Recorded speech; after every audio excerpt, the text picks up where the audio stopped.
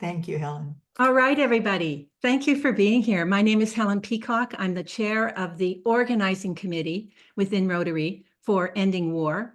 And on behalf of myself and Phil Gittens, the Director of Education for World Beyond War, and our entire World Beyond War team, can you guys all wave your hands? There's about a dozen of us now who are on the organizing committee.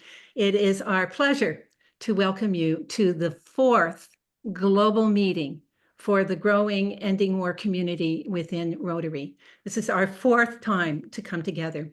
As I said earlier, about 150 people have registered for this presentation, so those who won't be able to make it today in person are going to get a recording.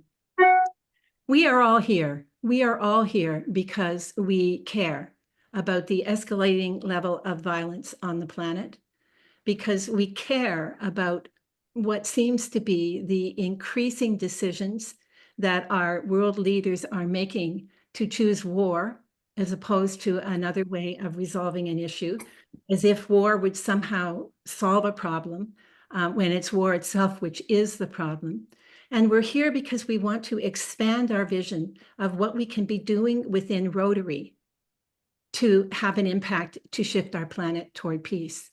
And so, yes, we want to continue to be working at the personal level and the interpersonal level to create peace on the planet, both within ourselves and in our relationships.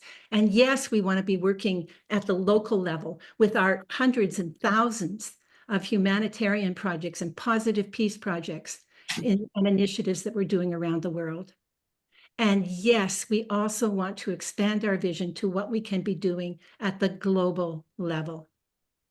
And I can't think of a better person to talk to us about that than David Swanson. So without further ado, it's just such a pleasure that you're here, David. I'm going to pass the mic over to Richard to please introduce David. Before I do, Richard, let me please say that because there are so many of us, would you please post your questions into the chat? And after David finishes his presentation, Mike Caruso is monitoring the chat and he will ask the questions on your behalf. Also, would everybody please stay muted? Thank you. Over to you, Richard. Thank you very much, Helen. I'm Richard Denton, retired country doctor and pastor district governor here in Ontario, Canada. And it gives me a great pleasure to introduce David Swanson. He is an author, activist, journalist, and radio host on Talk World Radio. He is co-founder and executive director of World Beyond War, a global nonviolent movement to end war and establish a just and sustainable peace. David's books include his latest, NATO, What You Need to Know, with Media Benjamin of Code Pink. He is a Nobel Peace Prize nominee and a U.S. Peace Prize recipient. He has recently drafted a resolution urging Congress to move money from the military to human and environmental needs rather than the reverse. Versions of this resolution were passed by several cities and by the U.S. Conference of Mayors. In 2018, I first met David at a World Beyond War conference in Toronto. He speaks candidly about the threats to our lives and offers us hope with action solutions. He has also been on a podcast with Barbara Gungmuller. Follow him on Twitter at David C.N. Swanson and Facebook. He blogs at davidswanson.org. David Swanson, can Rotary end war? David Swanson. Yes. Maybe I should expand on that a little. Thank you, Richard. Thank you, Helen.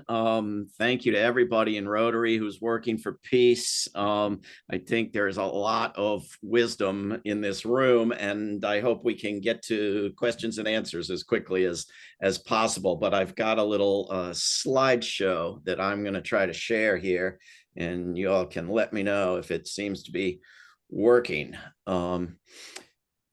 To So I want to talk about ending war, and I want to talk about numerous things that have been done almost entirely by volunteers without any professional training in ending war, and see what you think. Let me try and get to the next slide. So we just had this conference at World Beyond War over 3 days with, the whole thing on Zoom, but real world locations on 4 different continents. And we heard stories from people from Sinjevina, Montenegro, where we worked with people to prevent a big new NATO military training ground from destroying their homes and beloved mountains, and succeeded in large part because we were able to work in collaboration in Washington, D.C., and in Montenegro, and in Brussels, and around the world. People from Czechia who prevented a U.S. base from being built. People from Colombia who prevented one and are working on preventing another. People from Puerto Rico who got the U.S. bases closed. From the Philippines, of course, that got the U.S. bases closed, but they're coming back. Victories aren't always permanent. We have to stay vigilant. But it's a global solidarity that really seemed valuable in these stories. This is a screenshot from some recent articles on the World Beyond War website on the topic of divestment. There are cities and universities and investment funds and banks and insurance companies, that are divesting from Israeli weapons, from weapons that are fueling Israeli war, and from all weapons. And these projects to get your local town or institution to divest from weapons, or weapons and fossil fuels, or weapons and whatever other evils you want them to divest from, are educational, and they're organizational. You can build an organization with less hopeless people in it, and impactful in terms of the actual divestment.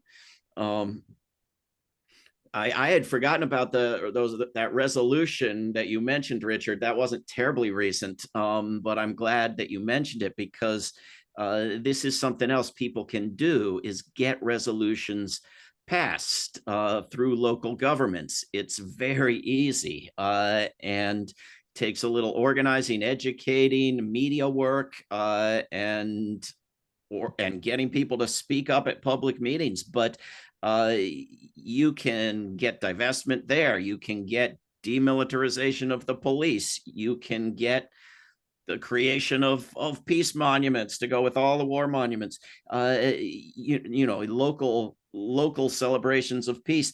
And you can get statements by local governments to higher governments, to regional and national and global governments, on moving the money and ending the wars. And this too can organize a group, can educate a public.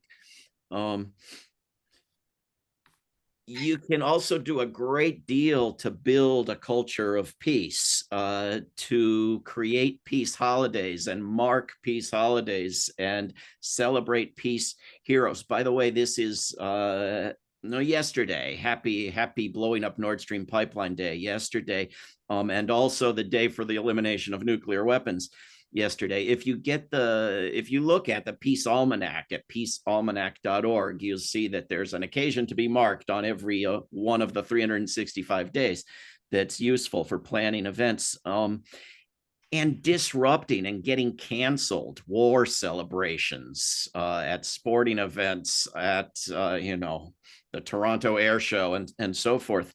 You can also get weapons blocked. Wonderful people of Canada have recently gotten 30 different weapons sales to Israel, weapons shipments that are going to end up in Israel, blocked. Many more yet to block. In the United Kingdom, weapons have been blocked from going to Israel. In the United States, there's progress. We can talk about the details if you want, but there's progress toward this end. We'll see.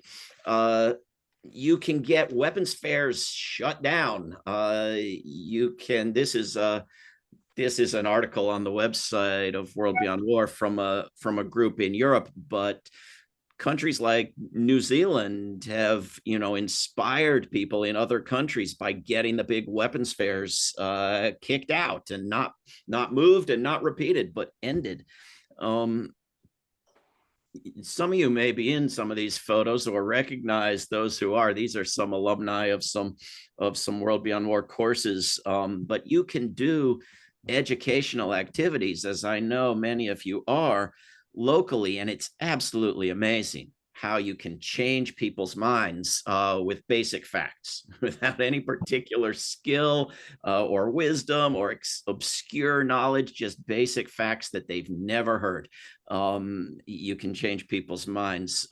This is also what we try to do with the World Beyond War website, which goes through some of the myths that's just come up again and again, like zombies that don't take much to explain away, but that people believe in, that war is inevitable and natural and in our genes and in our economy and in our politics, and we can't get rid of it, we can't help it, it's just permanent, and so forth. And of course takes a little more argument on the war is necessary to defend yourself from the other guy making war, but all of these are ultimately myths that have to be debunked.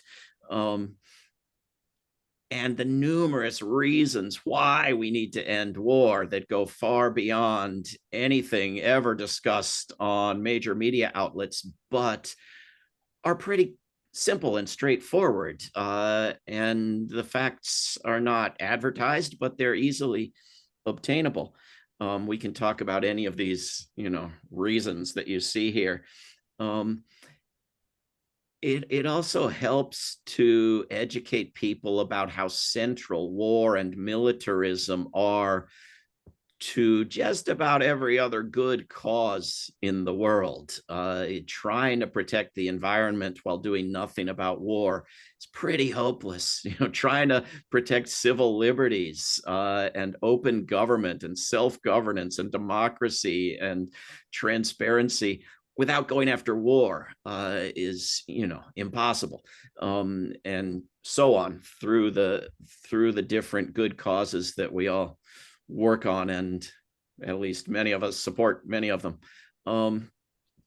You can also prevent wars. Several times we've been within inches of a U.S. war on Iran, and it hasn't happened, in great part because of public pressure. Back when Barack Obama was president, we came within hours of massive carpet bombing of Syria. Didn't happen because of public pressure around the world, not just in the United States, not even principally in the United States. And we have to remember that when we hear all the cries of hopelessness and helplessness, because there aren't any holidays for the day we prevented a war. only the day that the war started goes in the history books. This is an image from an online action that we posted just today, following up on some others. But there are some signs of life at the United Nations. We put a lot of pressure on governments to take Israel to the International Court of Justice for genocide, and the nation of South Africa stepped up, and then several others signed on. And then we started pressuring the governments to take it to the General Assembly and to actually follow through on going after Israel with, arms embargoes and targeted sanctions and non-violent and unarmed peacekeepers and steps that can be taken. We saw a surprisingly good but still ridiculously weak resolution passed last week in the General Assembly on Israeli occupations. And as we speak, I think, if my social media feed is to be believed, Benjamin Netanyahu is speaking to a just about empty room because people don't want to hear from him. We have can't find my notes.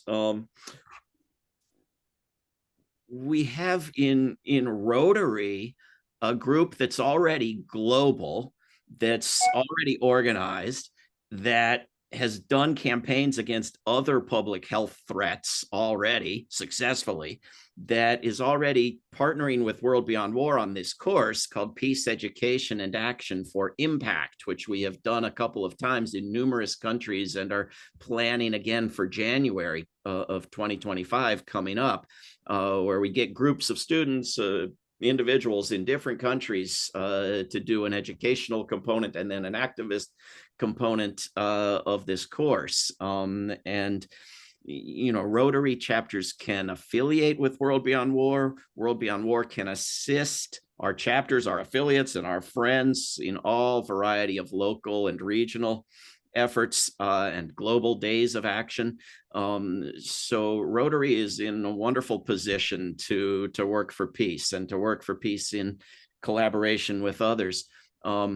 We also are just about to do, starting on November 4th, this new online course. And we have several online courses that are ready to go. And we don't do them all the time ourselves. We do 2 or 3 a year, but we have them ready to go for other organizations or institutions or classes to take and use in partnership with us, and we figure out how to structure that and how to facilitate the course. But we have courses on war and the environment, and on leaving World War II behind, and on War Abolition 101 and War Abolition 201, and various others that I'm forgetting.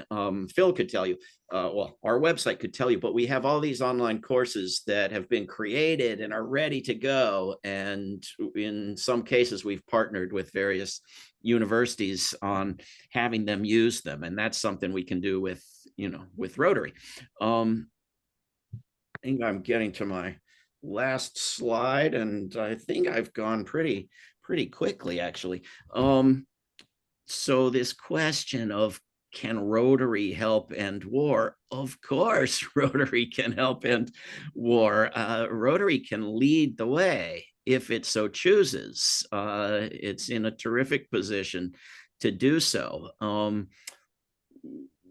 Help end war implies that we're going to end war, of course, and nobody knows. We're going to succeed or we're going to fail, one or the other. But if we fail, that is to say, if nuclear war happens, we aren't going to be around very long to watch it.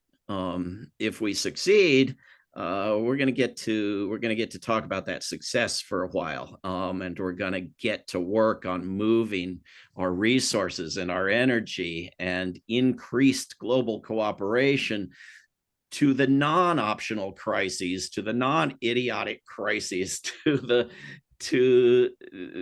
needs to take on the climate collapse and environmental collapse and healthcare and poverty and homelessness, all of which are being deprived of resources and blocked from necessary global cooperation by the continuation of this institution of war.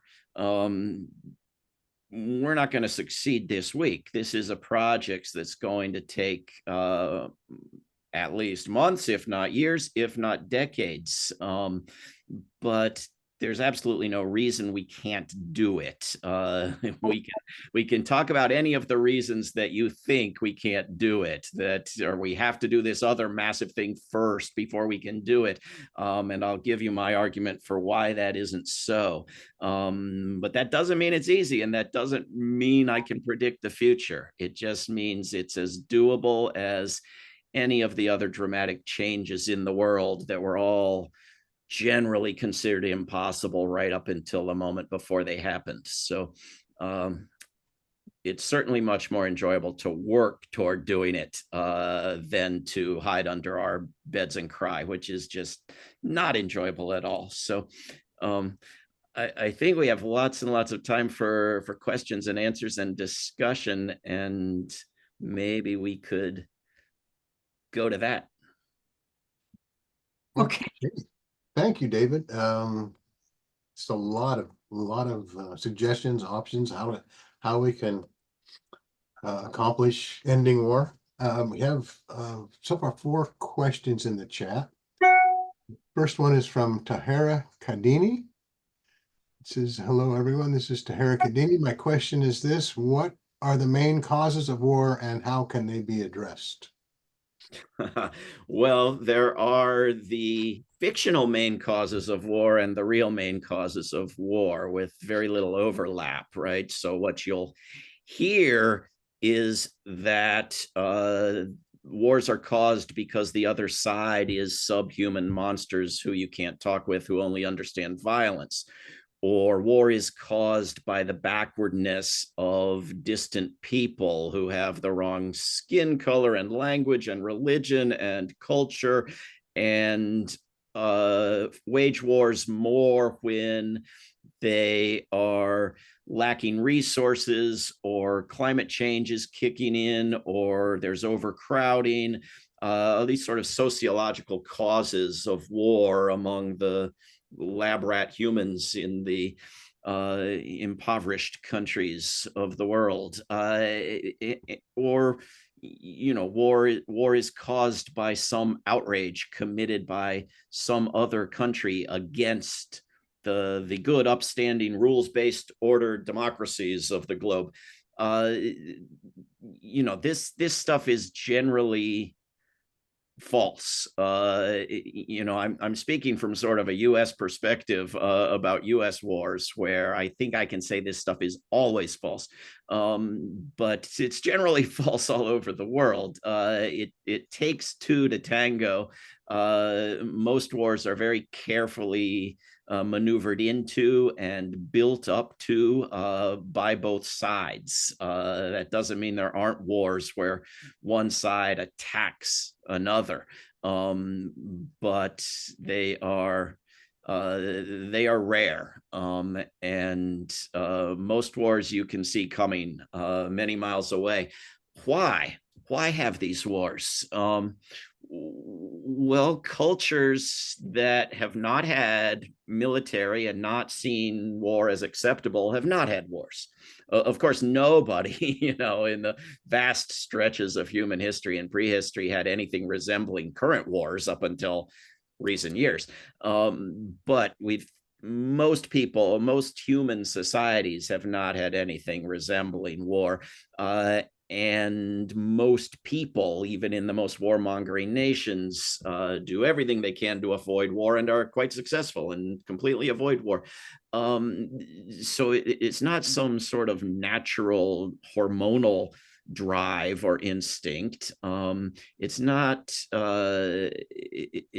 required by every form of capitalism, because you have countless capitalist countries that don't do war remotely the way that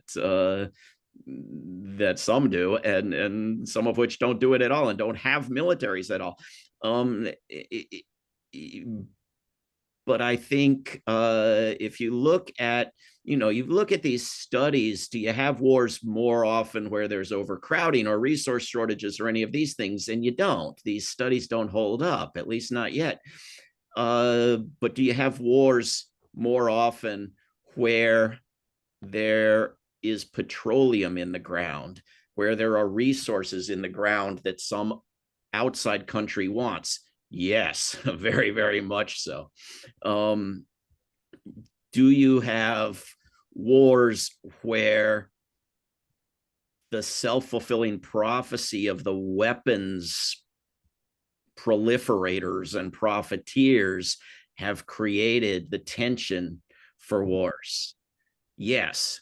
Do these 917 U.S. military bases outside of the United States make wars less likely? No, they make wars more likely. Where you put these things, you get more wars. Does military spending make wars less likely through the magic of deterrence? No, it makes wars more likely the more you spend on it. And so there's not always one reason for a war, one secret reason that we can find out it was for the oil, or it was because God told George W. Bush to do it, or it was because somebody was mad at some foreign dictator, or it was because the weapons needed to be tested and used up so we could build more and sell more. But it's all of these things, and it's the momentum, and it's the acceptance of the idea of war. And so, NATO expanded into Eastern Europe largely for weapons profits, right? You had a Lockheed Martin employee telling governments that if they bought enough weapons, they could get in NATO, and then bribing US Congress members to get them into NATO. But doing that built up tension that everybody on all sides predicted was going to drive us toward war. And so, as Arunati Roy famously said, they used to make the weapons for the wars. Now they make the wars for the weapons, not always consciously, not always in a deliberate, specific plan. But when you fill the world with weapons, you're going to get more wars. And it's a very big business. And it's a business from a handful of countries almost entirely, and overwhelmingly from one country, the country I'm in. To fill the world with weapons so that most wars have identical weapons on both sides. You don't do that, you don't get the wars. We understand this domestically, right? The countries that don't have guns piled up in every house like the United States still have mental illness and hostility and fights, but without all the killing. Foreign policy is the same way. If you're going to fill the governments up with weapons, when they have arguments, they're going to have more wars. Well, I could go on, but I should probably stop. Yeah, we've got a question from Catherine Hughes Freitag. She's a Rotary Peace Fellow. She says, hello, I'm Catherine Hughes Freitag, a Rotary Peace Fellow from Chulalongkorn in Thailand in 2020, and founder of Solidarity 2020 and Beyond, a nonprofit international network supporting grassroots peace building and nonviolent action for change around the world. She says, David, how can we find ways to support major change at the United Nations to give it more clout to prevent and stop genocides and wars? Gaza, Palestine, Israel, Lebanon, Sudan, Ukraine, Russia, DRC, Haiti, Burma, Myanmar are ongoing and killing hundreds of thousands of people.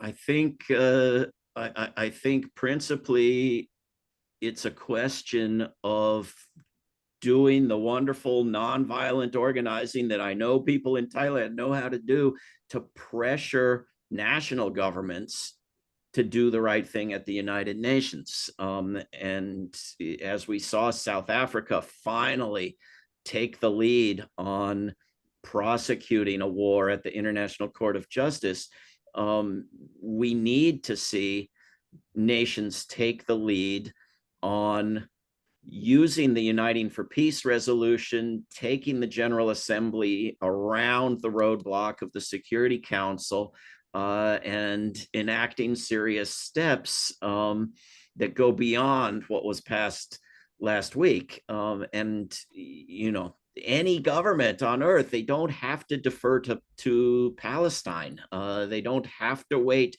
for the heads of their imperial alliances, which will never come. We need people to apply enough pressure to get one or more, and there may be more courage in numbers if we can get a few governments together to take the lead on demanding serious action at the United Nations, because the understanding is there, the knowledge is there, the opinion is there. Everybody walks out when a guy comes to preach genocide, but the will to act, the will to act and expect to keep one's job and expect other governments to join in and be able to withstand the punishment that will come from the US government. that's what has to be found. And the Secretary General of the United Nations last week said it's broken. These things are out of date. They don't work. We got to reform. We got to, but the reforms they're pushing through don't reform it. They don't get rid of the veto. They don't democratize it. And so we need people to act on that understanding, including all the wonderful nonprofit groups that refuse to say that the thing is broken, even though the Secretary General will say it. So, there's Dennis Wong agrees with you. He just quoted the Secretary General. He said, what did you say, Dennis, here? You said there is no higher calling than the pursuit of peace. Peace is the ultimate solution for polio. Right on. Okay. I'm going to go back to, I'm just We going to have go back to gallery view so that we can all see David when he's talking, but we Great, can great. all Thank see you. other, well, we have a question from Joseph Mondello. It says, since the UN General Assembly is authorized to act in the event that the Security Council does not because of the vetoes by the big powerful members, why has the General Assembly not done so? Well, I haven't surveyed the ambassadors, but I think the simplest general answer is cowardice. I think you have nations that are subject to the dictates of larger, more powerful nations that have zero interest in fairness or democracy. I recently looked into NATO a good bit and how it works and how they talk about reaching consensus, and couldn't really find one decision NATO had reached that was at odds with the decision the US government wanted. And in most cases, got through bribery and threats that are reported openly and shamelessly. We know that when a court in Belgium was going to prosecute US war crimes, the United States threatened to take NATO headquarters out of Belgium, and got its way, and the case went away. We know that when courts in Spain were going to prosecute US war crimes, the US government badgered and threatened the government of Spain until the case went away. We know that the people of the world are very poorly represented by their governments in most, if not every case. And, even within governments, there are individuals whose corrupt agendas are at odds with the governments. And so, if we had the means to survey the world on whether the United Nations should make peace and whether military bases should be closed and weapons should be dismantled, I would happily go with those results. But we don't have that. We have corrupt governments, and we have individuals in those corrupt governments who know which side their bread is buttered on and know where power comes from, and who are often doing the bidding of other governments. And we look at the mayor of New York. I mean, even in the US, the word has gone out that US politicians are for sale to any foreign government except Russia, and the US operates that way with the rest of the world, buys other politicians, spies on the other delegations to the United Nations. This was a scandal leading up to the war on Iraq, that the United States was spying on everybody else while bribing and threatening them. And in that case failed, but in many cases succeeds. So I don't know if that's a complete answer, but I can't give you a rational answer. Like, there's not a good reason for it. Thank you, David. That's some just great questions coming through.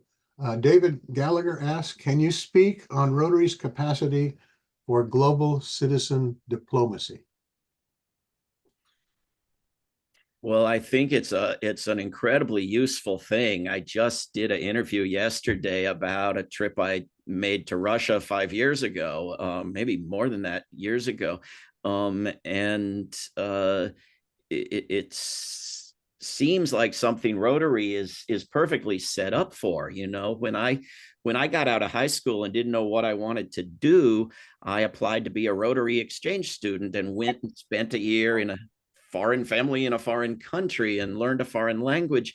And it was the most valuable experience of my life. And when you can do that with nations that your government is at odds with their government, even through Zoom, but better in person if you can, calculating for the jet fuel damage and so forth.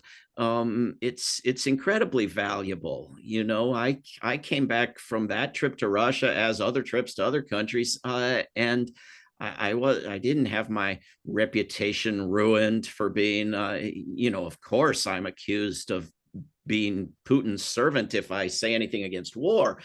But having said I went to Russia didn't result in that. It resulted in questions, you know, incredibly ignorant questions about Russia from people in the United States, as I had gotten from Russians about people in the U.S. And it's very valuable to be able to say, no, it isn't like that. You know, the CIA isn't following me everywhere. The black people aren't shooting all the white people, and the stuff that these Russian kids are getting from U.S. movies.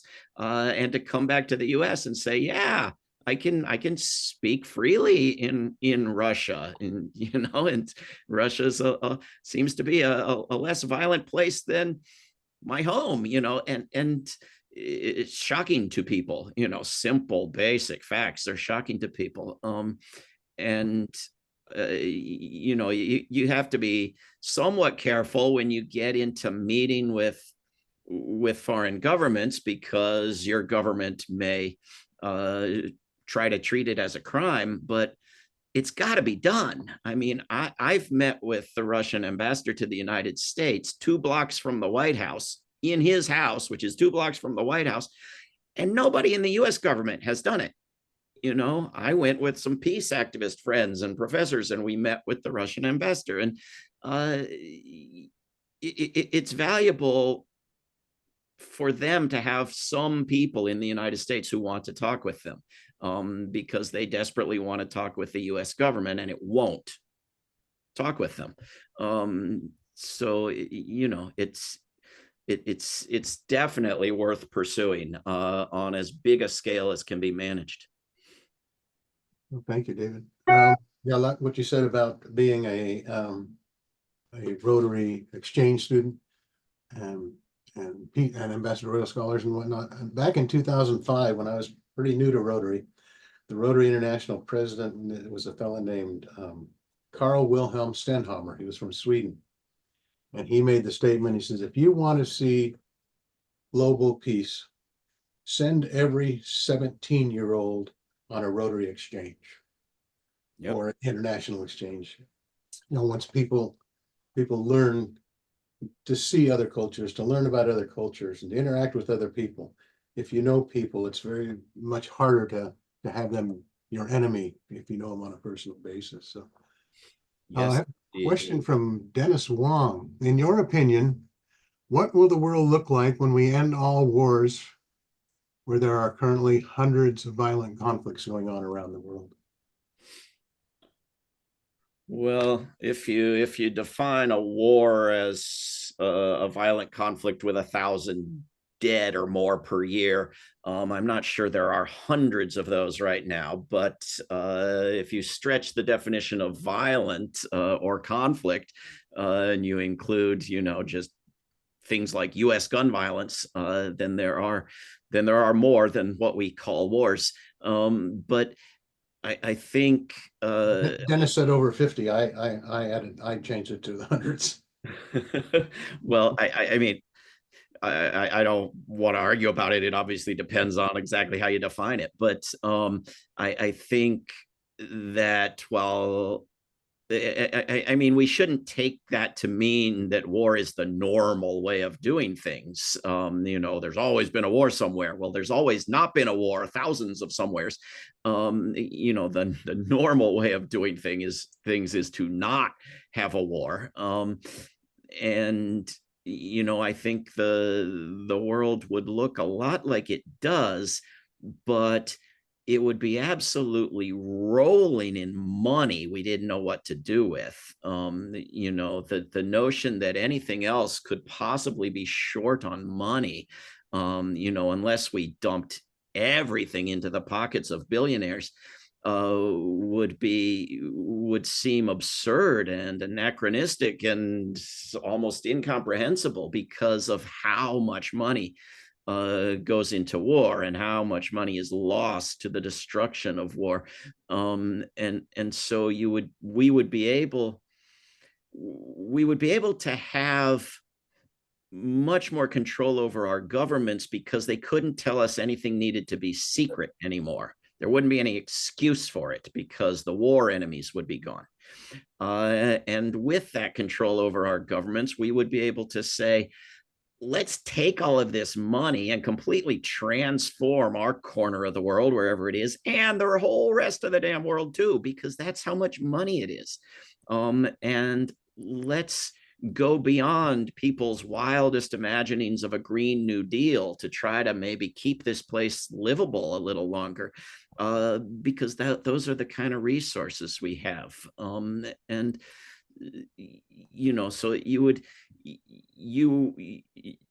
know, we're not going to end war tomorrow and then transform our institutions starting the next day. This is a process that's going to be, if anything, the opposite of that. But we to have a world without war, we have to have a world with better governments, more representative of people, with more power locally and more power globally, and less power at the level of militaries, with global institutions that are actually effective, where the international courts are complied with.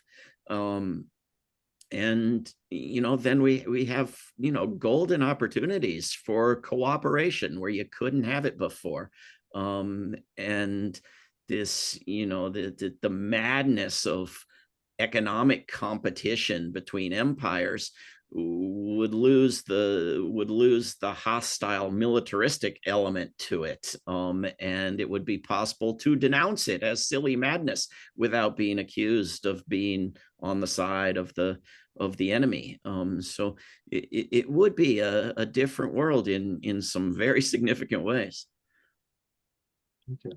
Can I just add to that? Because World Beyond War has also created a book called An Alternative Global Security System, which talks about how we could shift. There's 3 major strategies to shift from basically the war system to a peace system. And a lot of thought has gone into that. And I do believe it's won a few awards as well.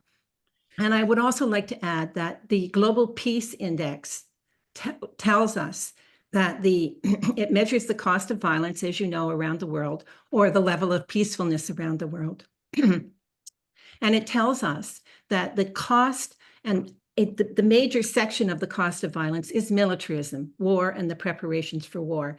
It tells us it has been going up exponentially. I remember when I first was introduced to it, it was like $1 trillion a year, which you can't even put into your calculator. It went up last year by $1 trillion. And we have a little graph that shows that according to the United Nations, the amount of money that's going directly into peace building efforts directly is 0.04% of the amount of money that militarism is costing us. It's like staggering. So when David says we would be awash in money, if we could start the shift of this money that's going into militarism to positive peace endeavors, it would be a completely different world. Wonderfully said, Helen. And I think Phil Gittings may be on the call with us, and he's working on the next edition of this book, A Global Security System, An Alternative to War. So if you have brilliant ideas for how we can improve the book, tell Phil really, really soon, because we're going to have a new version. Morning, David. I wonder whether I can chip in there and make a contribution. My name is Josie. I'm a peace fellow, as well as a peace activator. We just returned from Rotary International in Evanston. And, listening to this discussion, it brings me back to my fellowship days at Duke. I pointedly asked a professor of political economy about why leaders sue for war instead of suing for peace, because peace is what everybody desires. But you ask the question, if this is what is most desirable, why do leaders decide to go to war? His answer was mind-boggling. Said, firstly, it's an Can ego. you come to your, sorry to interrupt you. Can you come to your question, please? My question, no, I'm just making a contribution. Oh, That peace is bad for business, and that war is the result of it's an ego-driven exercise. So putting those two together, it's inconceivable that a length of peace, a war without war is foreseeable. It's not going to happen, especially because the 5 permanent members of the UN Security Council are also the 5 biggest dealers in arms and weapons of war. okay, thank you. That is very, very true. Again, because there are so many of us, we're at 72 people here. If we could put our questions in the chat, that would be great. But thank you, Jose. That is really true. Okay, we have a question from Shanaz Pabani. Should Rotary and NGOs/charitable organizations be more political, back a candidate who backs peace? The reason why Israel is dealt with impunity is that the American Zionist lobby that supports Israel actively gets like-minded candidates elected by massively funding them, not only in the US, but here in Canada. First of all, I want to quote Daniel Ellsberg, the late great peace activist, quoting Friedrich Nietzsche, that among individuals, insanity is rare, but in societies, it's the norm. And I think the madness of war being counterproductive and, bad for business, except for the small number of people profiting off it, is not an unusual freak thing that needs explanation. Most human behavior is just as mad. The destruction of the environment is just as mad. The pretense that, you can't figure out how to do healthcare when every other country has, it's to see actually sane, responsible, reasonable, normal behavior by governments and institutions is a rare thing. And peace could be one of those rare things. But the notion that it's not going to happen, is hard to take seriously from anybody who's here, because you wouldn't be here if you were really sure it wasn't going to happen. We're here to make it happen. Should we be more political? Should Rotary be more political? And then that's interpreted to mean backing candidates. I think it has to vary by country. In some countries, activism around issues and political activism around candidates is very much merged and works together very well. In others, like the United States, you have laws that pretty well ban you from effectively raising money if you're going to back candidates. You got to pick one or the two, or you got to have 2 separate organizations, one that deals with candidates and one that does not. But also, in a place like the United States, if you wanted to be political, it wouldn't be by backing a candidate. It would be by trying to reform the political system so that you could outlaw bribery and outlaw gerrymandering and outlaw the Electoral College and provide fair media coverage to candidates so that you could have, reasonable elections in which to back a candidate. And should people do that? Yes. Should they do it as a peace organization? I think it depends a little on the structure of the organization and its mission and its legal status and all kinds of other factors. Thank you for that question and thank you for that answer. From David Newman, how important is a global justice and security system for world peace? How do we get USA to support such global law over USA and every other country in the service of and for the protection of the global human family? Have you heard of Smart Settle Infinity as a means to help us get there? I'm not sure why we're seeing somebody's Wells Fargo account. Their portfolio. Well, that's life. How can we shut that down, Helen? Good question. Let's go to. We have a member of the Gen Z or Gen X who can tell me. I don't know how this happened. Well, we'll just keep going. I'm gonna David, stop doing them such a sharing good job. screen Thank you. because you just have to click stop them sharing screen, but somebody else may share their screen. But they can't. They're not allowed to. Only you, David. Anyway. They did. Yeah. How important is justice for peace? Well,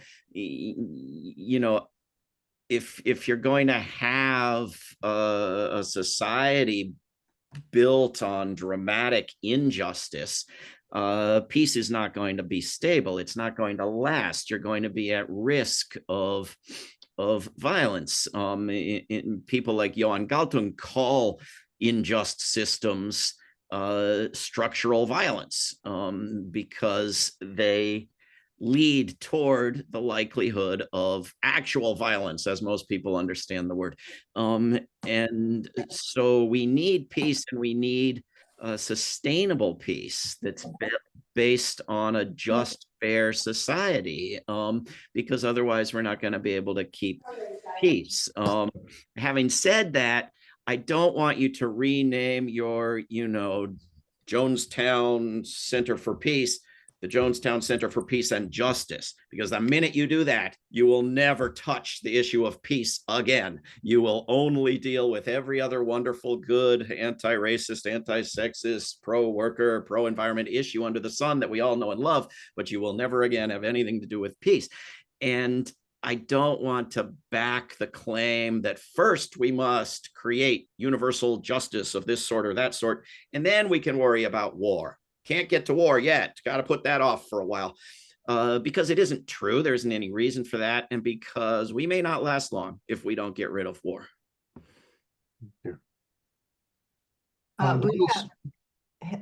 Michael, do you want to go to our one hand that is raised by this beautiful lady with the green? Absolutely. Okay. She has her hand. Unmute herself. Yeah. Okay. Yeah. Hello, everybody. Glad to see you all here. I'm Khatima Fayaz from Afghanistan, and I'm new in this amazing meeting. It's here that I really need to be. So I want to say about this that you are talking about global peace, and you are talking about stable peace and end of war in this world. So I'm a peace activist. I have a question. For example, nowadays in Afghanistan, girls are the schools and universities and workplaces banned for girls in Afghanistan. So if you talk about global peace, what do you think about my country? I think it is worse than war that we have in Afghanistan. If you think more than 4 million girls, they are far away from education. What do you think about the future of the world if these 4 million girls train their new generation like thought of Taliban? What will happen in the future of Afghanistan, not just Afghanistan, for the world? So it is a warning, a disaster, not just for Afghanistan. I think it is a disaster for the future of our global peace. So what do you think about this problem? Thank you. Well, I agree with you, of course, that it is a horrendous problem, a massive problem, an important problem. I have been to Afghanistan and met wonderful people there, and no people anywhere should be subject to this. I don't like the fact that people in my country used the fear of injustice to women in Afghanistan for decades as an advertisement for bombing Afghanistan. That when NATO met in Chicago, Amnesty International put advertisements on bus stops with a picture of a woman and said, "Hooray, NATO, please keep the war in Afghanistan going for women." And feminist organizations said, "Let's bomb Afghanistan for the women." And predictably, it didn't help. The outcome after 20 years was quite predictable. Could have been had after 20 days, but was had after 20 years of killing and torturing and imprisoning and endangering and impoverishing and destroying the environment in Afghanistan. There needed to be a massive global effort on behalf of the rights of women in Afghanistan. It just needed to be done without airplanes and bombs and guns. It needed to be done nonviolently, and it still, at this moment, needs to be done nonviolently. And we have to learn the lessons of the nonviolent army that once existed in Afghanistan and Pakistan, and the things that have been done over the centuries by nonviolent armies under other names, because it's a critical issue. And so, we need to break out of the debate that happens in the politics in my country between the party that sees a problem somewhere and says, "Let's bomb it," and the party that sees a problem somewhere and says, "We don't care. That's their business. We want to stay home and leave them alone." As if the only way you can interact with the world is to bomb it. And I think, we need to get rid of war, among other things, so that we can focus on addressing these problems in a reasonable way, because threatening Afghanistan is not going to make the government of Afghanistan treat people better. And when the government of Afghanistan was listening to the world and doing what it was told and getting rid of the drug trade, the world went ahead and bombed it anyway.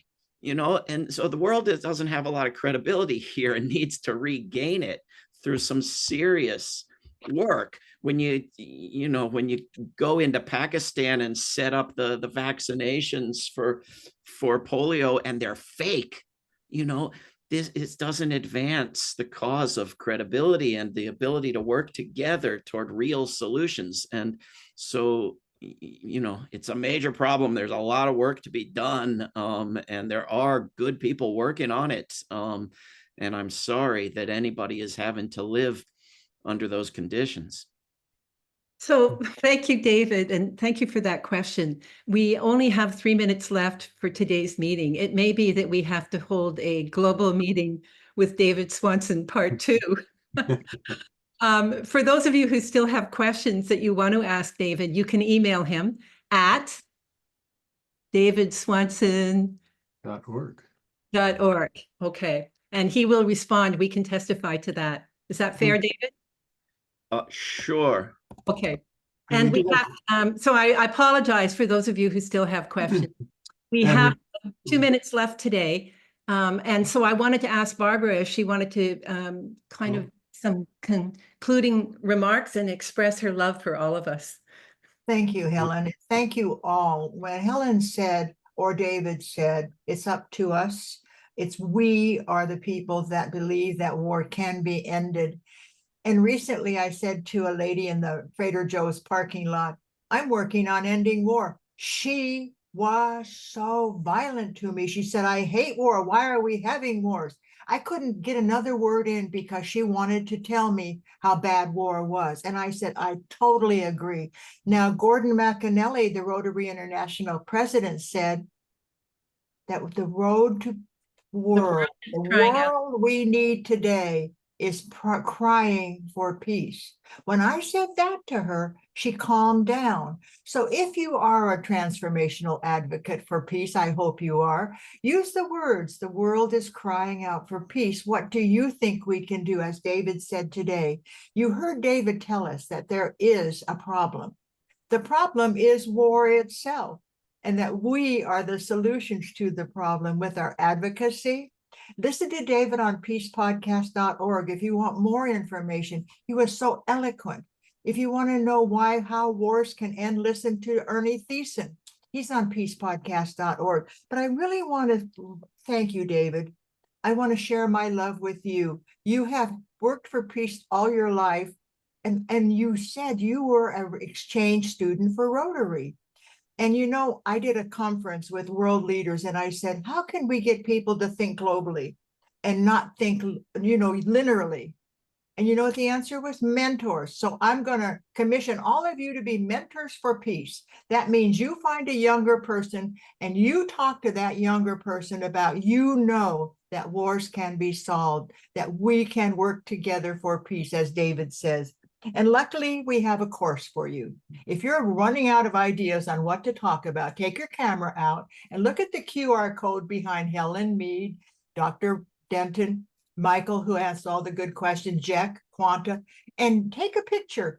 Get on Who Are You Ending War 101.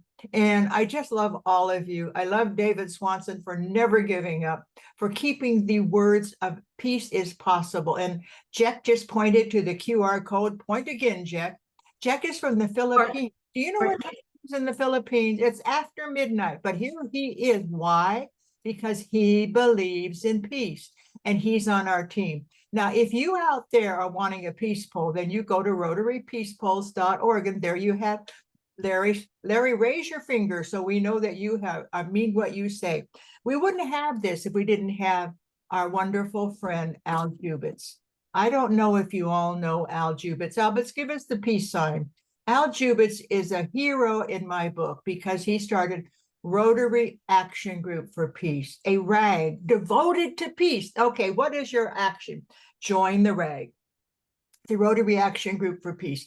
Every one of us should be saying what Anne Frisk says. Sign the TPNW, the Treaty for the Prohibition of Nuclear Weapons. Join the Rotary Action Group for Peace and beyond, World Beyond War. If you have not been on their website, you are missing an encyclopedia of information on why war does not work. And I'm going to finish with a personal story. I lived in Costa Rica off and on for 17 years with my Assistant Secretary General of the United Nations husband. What did we do in Costa Rica, a demilitarized country, with the money? Free health care, kept our environment pure and holy and whole. We had free education. The infrastructure in Costa Rica supported the people. The people counted more than the anger that some people have. So what I suggest to you is pay attention and be sure you're an advocate for peace, because you know what? I own property in Costa Rica. Why? And why? Because I'm saving it for future generations. Because my taxes are so low, because we are not supporting a military. And if you don't want to pay so much tax dollars, start supporting no more tax dollars for no more war. Now, I don't know if you can do that. David, are you going to start something for us to give our tax dollars to you? We have an encyclopedia on that topic and an expert on this call if David Hartso is still with us. But it's complex. But you are more than welcome to donate to World Beyond War or Rotary or any other great organization, and you'll have to pay less in taxes afterwards. That's good. Helen, you get the last word, Helen. Just a huge, huge thank you to everyone for coming. We're sort of inspired by the reception that we're getting within Rotary circles to enlarging our view of the impact that we can be having for peace building in the world, that all of the work that we're doing in terms of our positive peace initiatives around the world are absolutely wonderful. and that we are recognizing that the reality is that one bomb could destroy 5 years worth of effort. And so the greatest enemy to peace is war. And we're also looking at what we can do to end war. And there is so much. David has given us so many ideas about what we can do. So please come to our next global meeting. We'll bring in another phenomenal speaker. And thank you, everybody. Again, those of you who still have questions, please put them in the chat or email And David. I'm saving the chat, so I will send the chat to David. If you have a question that has not been answered, put it on the chat and we will send it to David and he will get back to you. And again, I just want to tell you that we are so proud of all of you as you continue to work for peace. And Helen, are we all done for today? We're done for today. So I'm going to close the meeting. Huge thank you, David. You are awesome, awesome. Thank you for everything that you do. Thank you, everyone. Yeah, let's give him a round of applause. We're all muted, but he can see us. Thank you, Helen. Yeah, thank you, David. Peace, everyone. Peace.